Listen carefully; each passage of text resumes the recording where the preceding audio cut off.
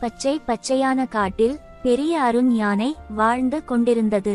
எல்லா விலங்குகளும் அதை பார்த்து எவ்வளவு வலிமை என்று பயப்படுத்தினாலும் அது நல்ல மனசுக்காரன்.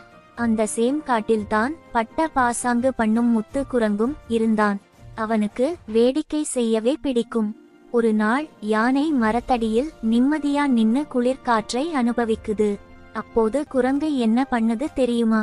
மரமேல் இருந்து பழக் என்று ஒரு பழம் யானை தலையில் போட்டுட்டு சிரிச்சிட்டு, அருண் அண்ணே, உன் அளவுக்கு பெரியவன், ஆனா ஓட முடியுமா என்று கேலி செய்தது. அது யானைக்கு கொஞ்சம் கோபம் வந்தது. முத்து, தேவையில்லாமல் யாரையும் சிரிக்க கூடாது என்று எச்சரித்தது. ஆனா குரங்கு கேட்கவே இல்லை. மேலும் மேலும் கிண்டல் செய்தது. கோபமடைந்த யானை அதை துரத்தத் தொடங்கியது.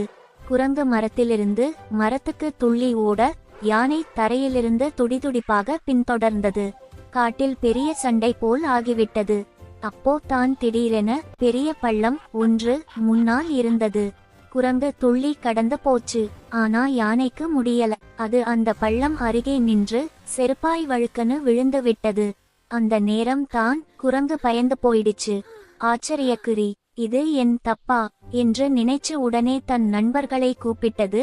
நீளமான கொடி கொண்டு வந்து யானைக்கு உதவி பண்ணினார்கள். குரங்கு கூட தன்னால முடிந்த உதவி பண்ணி யானையை பாதுகாப்பாக மீட்டது. யானை மெதுவாக எழுந்து குரங்கை கண்டு மென்மையாக சொன்னது, என்னை கிண்டல் பண்ணினாலும் சிக்கலில் நான் இருந்தபோது நீ உதவினாய். அதுவே உண்மையான நட்பு. அது கேட்டு குரங்கு வெட்கப்பட்டு சொன்னது, மன்னிச்சு அருண் அண்ணே, இனி யாரையும் கிண்டல் பண்ண மாட்டேன். அனைவரையும் மதிப்பேன். அந்த நாளிலிருந்து யானையும் குரங்கும் பெரிய நண்பர்களாய் இருந்து காட்டுக்கு நல்ல உதாரணமாய் இருந்தார்கள்.